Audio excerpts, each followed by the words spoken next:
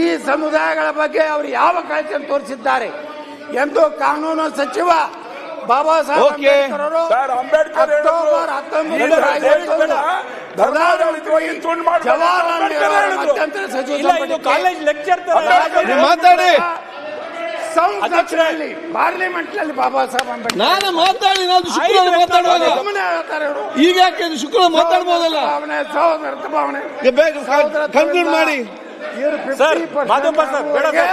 ಕೂತ್ಕೊಳ್ಳಿ. ನಮ್ಗೆ ಚಂದ ಇರ್ತಾರೆ 50% ಆದ್ಮ್ಯಾಗ ಆ ಕುರ್ಚಿ ನಮ್ ರಕ್ಷಣೆಗೆ ಬರ್ಬೇಕು ನಾವು ಯಾರು ಹಿಂದೂಗಳು ಕುಂದ್ರುದಿಲ್ಲ ನಮ್ ರಕ್ಷಣೆಗೆ ಬರ್ಬೇಕು ಅಧ್ಯಕ್ಷರೇ. ಅಲ್ಲಿ ಆಫೀಸರ್ ಮೈಬೂಬ್ ಸಾಹೇಬ್ನೇ ಇರ್ತಾನ ನಮ್ ರಕ್ಷಣೆಗೆ ಬರ್ಬೇಕು ಭಾವನಿದ್ರ ಜಮ್ಮು ಕಾಶ್ಮೀರದಾಗ ಯಾಕೆ ರಿಸರ್ವೇಶನ್ ಕೊಡ್ಲಿಲ್ಲ SC ST ಗೆ? ಆರ್ಟಿಕಲ್ 370 ಯಾಕೆ ಪರಿಸ್ಥಿತಿ ಜಮ್ಮು ಕಾಶ್ಮೀರದಾಗ ಯಾಕೆ ಇದೆಲ್ಲ ಮಾತು ಯಾರಿಗೆ ಅರ್ಥ ಆಗ್ತದೆ ಮಿನಿಸ್ಟರ್ ಅವರೇ? ಯಾರಿಗೆ ಅರ್ಥ ಆಗ್ತದೆ ಇದನ್ನೆಲ್ಲ? 370 ವಿರೋಧ ಮಾಡಿದಾಗ ಆಯ್ತು ಆರ್ಟಿಕಲ್ 370 ಯಾರು ಸಜೆಸ್ಟ್ ಆಯ್ತು ಮಂತ್ರಿ ತಾವು ಕೂತ್ಕೊಳ್ಳ ಮತ್ತೆ ಮತ್ತೆ ಕೇಳಿದ್ರು ಏನ್ ನೀವು ಕ್ಲಾರಿಫಿಕೇಶನ್ ಕೊಡಿ. ಫಸ್ಟ್ ಸಜೆಸ್ಟ್ ಆಗಿದ್ದು ಅದೆಲ್ಲ 19th ಸೆಷನ್ ಆಫ್ ಹಿಂದೂ ಅದೆಲ್ಲ ಗೊತ್ತಿದೆ ನಮ್ಗೆ. ಸಾವರ್ಕರ್ ಅವರು ಅದನ್ನು ಇಂಪ್ಲಿಮೆಂಟ್ ಕೂಡ ಚಿನ್ನ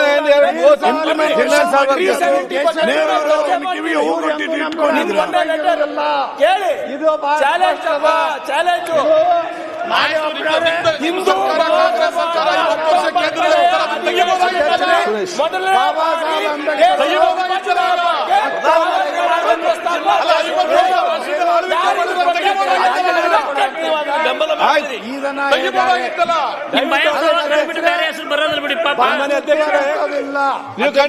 ನಾವು ಯಾರು ದೇಶ ತೆಗಿರಿ ಇತಿಹಾಸ ತೆಗಿರಿ ಇಲ್ಲ ತೆಗಿರಿ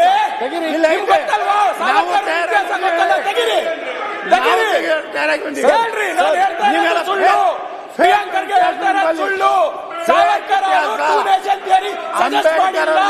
ದೇಶದ ವಿಭಜನೆ ಆಗ್ಬೇಕು ಅಂತ ಸಾವರ್ಕರ್ ಅಂತ ಹೇಳಿ ನಾನು ಹೇಳಿದ್ದೀನಲ್ಲ 1937 ಅಹಮದಾಬಾದ್ ಸಾವರ್ಕರ್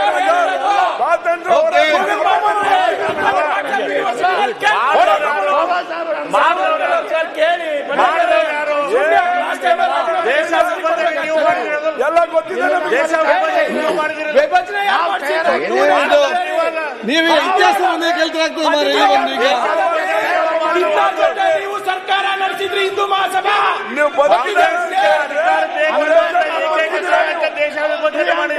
ಮಾತಾಡಲಿಕ್ಕೆ ನೈತಿಕ ಪ್ರಾವಿನ್ಸಸ್ ರಾಜ್ಯ ಸರ್ಕಾರ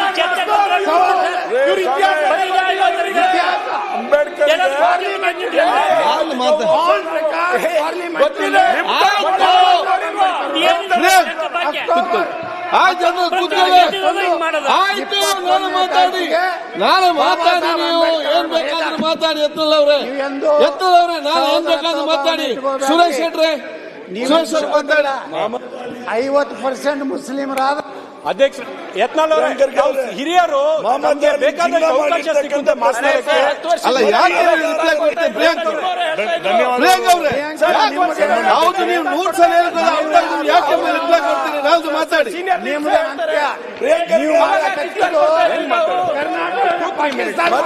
ಆಯ್ತು ನಾಳೆ ಮಾತಾಡಿ. ದೇಶ ವಿಭಜನೆ ಮಾಡಿದ್ದು ಮುಸ್ಲಿಂ ಮಕ್ಕಳಿಗೆ ಟ್ರೈನಿಂಗ್ ಕೊಡ್ತಾರೆ. ನಾನು ಮಾತಾಡುವ ಕರ್ನಾಟಕ ಯಾವ ಸ್ಥಿತಿಗೆ ಹೋಗ್ಬೇಕನ್ನೋ ಆಯ್ತು ರಿಜ್ವಾನ್ ಯತ್ನಾಳ್ ಅವರೇ 25,000 ಆಯ್ತು ಬಿಡಿ. ಈಗ ನಾನು ಮಾತಾಡಿ ನೀವು ಆಯ್ತು ನಾಳೆ ಮಾತಾಡಿ ಅಲ್ಲ ಕರ್ನಾಟಕ ಆಯ್ತು ನಾಳೆ ಮಾತಾಡಿ ನಾಳೆಗೆ ಮಾತಾಡಿ ಭಗವಾ ಜೆಂಡ ಹಾರ್ತೀವಿ. ನಾಳೆ ಮಾತಾಡಿ ಬಾಬಾ ಸಾಹೇಬ್ ಅಂಬೇಡ್ಕರ್ ಕನಸು ಯತ್ನಾಳ್ ಅವರೇ ಆತ್ಮಸಾಕ್ಷಿಯಾಗಿ ನಾವು ಮಾಡ್ತೀವಿ. ಆಯ್ತು ನಾಳೆ ಮಾತಾಡಿ. ಬಾಬಾ ಸಾಹೇಬ್ ಅಂಬೇಡ್ಕರ್ ಓಕೆ ಸರಿ ಅದು ಕಂಟಿನ್ಯೂ. ಅಲ್ಲ ಅವರು ಅಷ್ಟು ಅಲ್ಲ ನಾವು ಮಾತಾಡಲೇಬಾರ್ದು ಅಂತ ಆಯ್ತು ಅಲ್ಪಸಂಖ್ಯಾತ ಇಲಾಖೆ ಹೋಗ್ತೀನಿ ಬಿಡಿ. ಎಲ್ಲ ರೀತಿ ಅಲ್ಲ ಅಧ್ಯಕ್ಷರ ನನ್ನ ಮಾತನ್ನು ಅಡ್ಡಿಪಡಿಸಕ್ಕೆ ಬೇರೆ ಯಾವುದೋ ವಿಷಯ ತಗೊಂಡು ಅವ್ರು ಮಾತಾಡಕ್ ಹೊರಟ್ರೆ ನಾನು ಏನ್ ಮಾಡೋದು? ಮಾತಾಡಿ ನಾಳೆ ಮಾತಾಡಿ. ಯಾಕೆ ಮಾತಾಡ್ತೀನಿ ಈಗ ಅಲ್ಲ, ಯಾವ್ದೋ ಮಾತನ್ನು ಅವರು ಈ ತರ ನಿಂತ್ಕೊಂಡು ನೀವು ಕಂಟಿನ್ಯೂ ಮಾಡಿ. next time ಅವರು ಮಾಡಲ್ಲ, ಆ ತರ ಮಾಡ್ತಾ ಇದ್ದಾರೆ ಅವರು. ಅಂಬೇಡ್ಕರ್ ಅಲ್ಲ, ಅವ್ರು ಹಿರಿಯರು. ನೀವು ಕಂಟಿನ್ಯೂ ಮಾಡಿ. ಅಲ್ಲ, ಪಾಕಿಸ್ತಾನ ಈಗ ನೀವು ಕಂಟಿನ್ಯೂ ಮಾಡಿ. ನಾನು ಯಾರ ಬಗ್ಗೆ ನಾನು ಉಲ್ಲೇಖ ಮಾಡಿಲ್ಲ. ನಾನು ನನ್ನ ಸಮುದಾಯದ ನೋವನ್ನು ನಾನು ತೋಡ್ಕೊಂಡಿದ್ದೇನೆ. ನಾನು ಇಷ್ಟೇ ಹೇಳಕ್ಕೆ ಬಯಸ್ತಾ ಇದ್ದೀನಿ. ನಮಗೂ ಕೂಡ ನೀವು ನಿಮ್ಮ ಸಹೋದರರಾಗಿ ತಿಳ್ಕೊಳ್ಳಿ, ನಾವು ಬೇರೆಯವರು ಯಾರು ಇಲ್ಲ. ಈ ದೇಶದ ಹೊರಗೆ ಬಂದಿಲ್ಲ, ಈ ದೇಶದ ಜನ. ಯಾಕಂದ್ರೆ ಇದೇ ಮಣ್ಣಿನ ಮಕ್ಕಳು ನಾವು, ಇದೇ ಹಿಂದುಳಿದ ವರ್ಗದಿಂದ, ಇದೇ ದಲಿತ ಸಮುದಾಯದಿಂದ, ಇದೇ ಬಡ ವರ್ಗದ ಹಿಂದೂಗಳಿಂದ ನಾವು ಯಾವಾಗಲೂ ಇದಾಗಿರ್ಬೋದು, ಕನ್ವರ್ಟ್ ಆಗಿರ್ಬೋದು. ನಮ್ಗೆ ಗೊತ್ತಿಲ್ಲ, ಕಾಂಗ್ರೆಸ್ ಎಲ್ಲ ಗೆಲ್ಸಿದ್ದು ಹೌದು ರೀ. ರಿಜ್ವಾನ್ ನೀವು ಕಂಟಿನ್ಯೂ ಮಾಡಿ. ಅದನ್ನು ತಿಳ್ಕೊಂಡು ನಮ್ ಜೊತೆಗೆ ನಿಮ್ ಸಹಾನುಭೂತಿನೇ ಇಲ್ವಲ್ಲ. ಪ್ರತಿಯೊಂದ್ಸತಿ ನೀವು ಟಾರ್ಗೆಟ್ ಮಾಡ್ತೀರಾ. $1 ಅಧ್ಯಕ್ಷರೇ, ನಾನು ಮುಗಿಸ್ಬಿಡ್ತೀನಿ. ಯಾಕೆ ರಾಜ್ಯದಲ್ಲಿ ಬೆಲ್ಲದವರ deputy leader come to our rescue. Let me finish. ಅರ್ಧ ಗಂಟೆಯಿಂದ ನನಗೆ ಮಾತಾಡೋಕೆ ಬಿಡದೇ ಇದ್ರೆ ಆಯ್ತು, ರಿಜ್ವಾನ್ ಕಂಟಿನ್ಯೂ ಮಾಡಿ. ನೀವು ಅಷ್ಟು ಚುಚ್ಚು. ನೀವು ಅಲ್ಲಿ ಯಾಕೆ ನೋಡ್ತೀವಿ, ನೀವು ಕಂಟಿನ್ಯೂ ಮಾಡಿ. ಅಲ್ಲ, ಅವ್ರು ನೋಡಿ, ಅವ್ರು ಕೂತ್ಕೊಳ್ತಾರೆ. ಅಲ್ಲ, ಮೈಕ್ ಆಫ್ ಮಾಡಿ. ನೀವು ಕಂಟಿನ್ಯೂ. ನೀವೇ ಈಗ ನನಗೆ ಟೈಮ್ ಕೊಟ್ಟಿಲ್ಲ ಮಾತಾಡೋಕೆ. ಅಲ್ಲ, ನನ್ಗೆ ಟೈಮ್ ಅಲ್ಲ, ಅರ್ಧ ಗಂಟೆಯಿಂದ ಅವರ ಮಾತಾಡ್ತಿದ್ರೆ ಏನ್ರಿ ಮಾಡೋದು? ಅಧ್ಯಕ್ಷರೇ, ಇಲ್ಲಿ ನಡೆದ ಅಲ್ಲ, ಅವ್ರು ಹಿರಿಯರು. ಒಂದ್ ನಿಮಿಷ ಇಲ್ಲಿ ನಡೆದಿರೋದು ಏನು ಗೊತ್ತಾ? ಯತ್ನಾಳ್ ಅವರು ಹೆಂಗಾರ ಮಾಡಿ ಜಗಳ ತಕೊಂಡ್ಬಿಟ್ರೆ ನೀವು ಅಸೆಂಬ್ಲಿ ಮುಂದಾಗ್ತೀರಿ ಅಂತ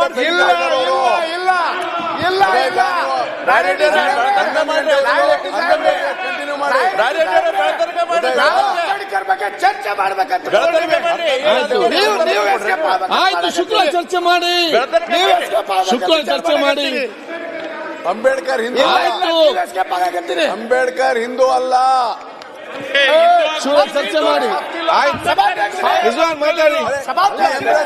ರಾರೆಡ್ಡಿ ಅವರೇ,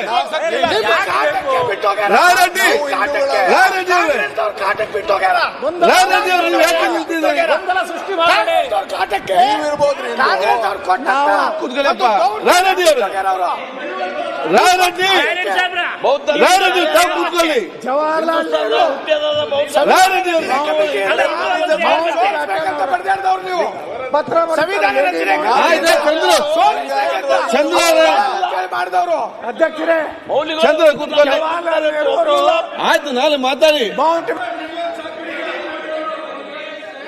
ಅಧ್ಯಕ್ಷರೇ, ನಾನು ಇಷ್ಟು ವರ್ಷದಿಂದ ನಾನು ಸದನದಲ್ಲಿ ಇದ್ದೀನಿ ಅಧ್ಯಕ್ಷರೇ. ಈ ತರ ಆಯ್ತು, ನೀವು ಕಂಟಿನ್ಯೂ ಮಾಡಿ. ನೀವು ಅವ್ರು ಮಾತಾಡಿ, ನಿಮ್ಗೆ ಹೇಗೆ ಮಾತಾಡ್ಲಿಕ್ಕೆ ಆಗುದಿಲ್ಲ?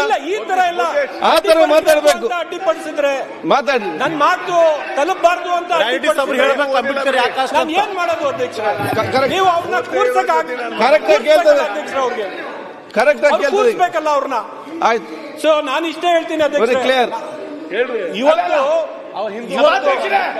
ಒಂದು ಪ್ರಸ್ತಾವ ನಾನು ಏನ್ ನೀಡ್ತಾ ಇದ್ದೀನಿ ಅಂದ್ರೆ, ಬನ್ನಿ ನಾವೆಲ್ಲ ಸೇರಿ ಸಮಾಜ ಒಗ್ಗೂಡ್ಸೋಣ, ಈ ದೇಶದ ರಾಜಕಾರಣ ಬಿಟ್ಬಿಡೋಣ, ನಾವೆಲ್ಲ ಒಂದಾಗಿ ಮುಂದೆ ಹೋಗೋಣ.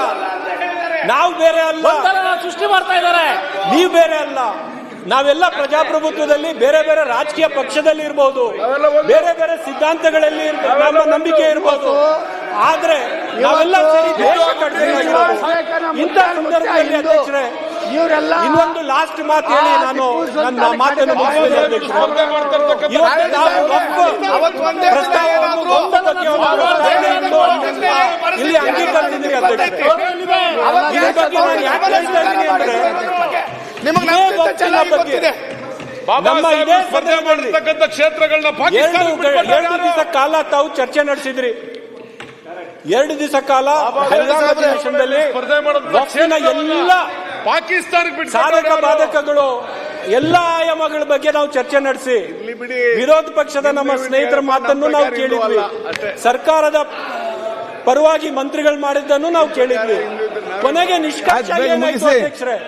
ಸ್ಪಷ್ಟವಾಗಿ ರಾಜ್ಯ ಸರ್ಕಾರ ಹೇಳ್ತು, ಹುಟ್ಟಿದ್ದು ಯಾವುದೇ ಒಂದು ಜಾಗ ಹುಟ್ಟಿದ್ರೆ ಹೇಳಿ. ಯಾವುದೇ ರೈತರಿಗೆ ಸೇರಿದ್ರು ಸಹ ನಾವಂತೂ ಅದು ನಾವು ವಾಪಸ್ ಪಡ್ಕೊಳ್ಳಲ್ಲ ನೀವಲ್ಲ. ಅಂತ ನಾವು ಹೇಳಿದ್ವಿ. ಇದೇ ನಮ್ಮ ಸರ್ಕಾರದಿಂದ ನಾವು ಸ್ಟೇಟ್ಮೆಂಟ್ ಮಾಡಿದೆ. ಯಾವುದೇ ನೀವು ದೇವಸ್ಥಾನಕ್ಕೆ, ಯಾವುದೇ ಧಾರ್ಮಿಕ ಸ್ಥಳಕ್ಕೆ ಕೂತ್ಕೊಳ್ಳಿ. ವಕ್ಫಿನ ವಿವಾದ ಇದ್ರೆ ಅದನ್ನು ಮುಟ್ಟದಿಲ್ಲ ಅಂತ ಇದೇ ಸದನದಲ್ಲಿ ಚರ್ಚೆ ಆಗಿದೆ ಅಧ್ಯಕ್ಷರೇ. ಮತ್ತೆ ನಾನೇ ಕೂಡ ಭಾಷಣ ಮಾಡಿದ್ದೀನಿ, ನನಗೆ ಅವಕಾಶ ಮಾಡಿಕೊಟ್ಟಿದ್ರಿ. ಯಾರ್ಯಾರು ಸುಳ್ಳು ಹೇಳಿದ್ದಾರೆ ಅಂತ ನಾನು ಇಲ್ಲಿ ಬಹಿರಂಗ ಪಡಿಸಿದ್ದೀನಿ ವಕ್ಫ್ ವಿಚಾರದಲ್ಲಿ. ಮತ್ತೆ ಅದೇ ವಿಚಾರ ಇಟ್ಕೊಂಡು ರಾಜಕಾರಣ ಮಾಡಿದ್ರೆ ಅಧ್ಯಕ್ಷರೇ. ಇವತ್ತು ವಕ್ಫಿನ ಅಮೆಂಡ್ಮೆಂಟ್ ನಡೀತಾ ಇದೆ, ರಾಯರೆಡ್ಡಿ ಸಾಹೇಬ್ ಅಂತ ತಕರಾರಿಲ್ಲ. ಹೇಳಿದಲ್ಲ. ನೀವು ಸಾರ್ವಜನಿಕರ ಆಸ್ತಿಯನ್ನು ಕಾಪಾಡುವುದಕ್ಕೆ ಅಮೆಂಡ್ಮೆಂಟ್ ತಗೊಂಡ್ ಬಂದ್ರೆ ತಕರಾರಿಲ್ಲ. ಇನ್ನು ವಿವಾದಕ್ಕೆ ತಕರಾರಾಗುತ್ತೆ. ಸನ್ಮಾನ್ಯ ಅಧ್ಯಕ್ಷರೇ, ಸಮಾಜದಲ್ಲಿ ಅಶಾಂತಿ ಮೂಡಿಸೋದಕ್ಕೆ 1-2 ಸ್ಟೇಟ್ಮೆಂಟ್ ಸಾಕು ಅಧ್ಯಕ್ಷರೇ. ನಾವು ಜವಾಬ್ದಾರಿಯುತ ಸ್ಥಾನದಲ್ಲಿ ಇಟ್ಕೊಂಡು ಒಂದೇ ಒಂದು ತಪ್ಪಾತನ್ನು ಆಚೆ ಹೊರಗೆ ಸಮಾಜದಲ್ಲಿ ಅಶಾಂತಿ ಮೂಡಿಸಬಹುದು. ಆದ್ರೆ ಸಮಾಜ ಒಗ್ಗೂಡಿಸಕ್ಕೆ, ಸತ್ಯವನ್ನು ಹೇಳೋದಕ್ಕೆ, ಪ್ರೀತಿ ಮಾಡಿಸೋದಕ್ಕೆ ದೇಶವನ್ನು ಬಿಡುವುದು ಕಷ್ಟದ ಕೆಲಸ. ಸರಿ. ನಮ್ಮ ಸ್ನೇಹಿತರು ವಿರೋಧ ಪಕ್ಷದಲ್ಲಿ ಬಿಜೆಪಿಯವರು ಇದು ಅರ್ಥ ಮಾಡ್ಕೋಬೇಕು, ಅರಿವು ಮಾಡ್ಕೋಬೇಕು. ನಮ್ಮ ರಾಜಕಾರಣಕ್ಕೋಸ್ಕರ ಸಮಾಜದಲ್ಲಿ ಬೆಂಕಿ ಹಚ್ಚೋದು ಬೇಡ. ನಮ್ಮ ರಾಜಕಾರಣಕ್ಕೋಸ್ಕರ ಸಮಾಜಕ್ಕೆ ತಪ್ಪು ಸಂದೇಶ ಕಳಿಸೋದು ಬೇಡ. ಹಿಂದೂ ಮುಸಲ್ಮಾನರ ನಡುವೆ ಈ ತರ ಕಂದಕವನ್ನು ಸೃಷ್ಟಿ ಮಾಡೋದು, ಜಗಳವನ್ನು ಬೆಂಕಿಯನ್ನು ಹಚ್ಚೋದು ಕೆಲಸ ಬಿಟ್ಬಿಡೋಣ. ಬನ್ನಿ ಕರ್ನಾಟಕವನ್ನು ಕಟ್ಟೋಣ. ನೀವು ಸಹೋದರವಾಗಿ ಇರೋಣ. ನಮ್ಮಿಂದ ತಪ್ಪಾದ್ರೆ ಹೇಳಿ, ತಿದ್ಕೊಳ್ಳೋಣ. ಆದ್ರೆ ನಿಮ್ಮಿಂದ ತಪ್ಪಾದ್ರೂ ನೀವು ಆತ್ಮವಲೋಕನ ಮಾಡ್ಕೋಬೇಕು. ಯಾಕಂದ್ರೆ ಒಳ್ಳೆ ಚರ್ಚೆ ನಡೆದಿದೆ. ಯಾರೋ ಒಬ್ಬ ಫೇಸ್ಬುಕ್ ಅಲ್ಲಿ ಪೋಸ್ಟ್ ಮಾಡ್ತಾನೆ. ಇಲ್ಲ, ಒಂದ್ ನಿಮಿಷ ನಾನು ಕನ್ಕ್ಲೂಡ್ ಮಾಡ್ತೀನಿ. ಅದಕ್ಕೆ ಫೇಸ್ಬುಕ್ ಅಲ್ಲಿ ಯಾರೋ ಒಂದು ಪೋಸ್ಟ್ ಮಾಡ್ತಾನೆ, 200 ಜನ ಜಗಳಕ್ಕೆ ಬಂದ್ಬಿಡ್ತಾರೆ ಪೊಲೀಸ್ ಸ್ಟೇಷನ್ ಹತ್ರ. ಅಲ್ಲ, ಆ ಪೊಲೀಸ್, ಯಾಕಂದ್ರೆ ಫೇಸ್ಬುಕ್ ಪೋಸ್ಟ್ ಹಾಕೋರು ಒಬ್ರೆ, ಗಲಾಟೆ ಆಗ್ಬೇಕಂತ ಬಯಸಿದ್ರು ಅವ್ರೆ. ಗಲಾಟೆ ಮಾಡಿದ್ಮೇಲೆ ಪೊಲೀಸ್ ಸ್ಟೇಷನ್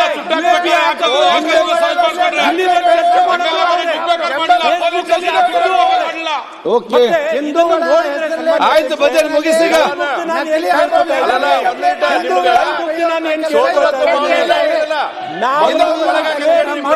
ಮುಂದೆ ತಗೊಂಡು ಹೋಗೋಣ. ಪೊಲೀಸ್ ಸ್ಟೇಷನ್ ಸಮಾಜಘಾತಕ ಶಕ್ತಿಗಳಿರ್ಲಿ, ಹಿಂದೂಗಳಲ್ಲಿರ್ಲಿ, ಮುಸಲ್ಮಾನರುಗಳಲ್ಲಿರ್ಲಿ, ನಾವೆಲ್ಲ ಸೇರಿ ಖಂಡಿಸೋಣ. ನಾವೆಲ್ಲ ಸೇರಿ ಬದುಕೋಣ. ಹಾಗಾದ್ರೆ ನೀವು ಮೊದಲು ಖಂಡಿಸಿರೋಣ. ಹಳೆ ನೀವು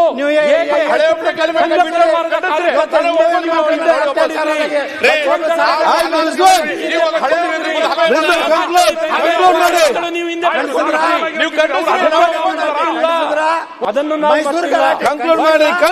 ಇವತ್ತು ಕನ್ಕ್ಲೂಡ್ ಮಾಡ್ತಾ ಇದ್ದೀನಿ. ಮತ್ತೇನಿದು?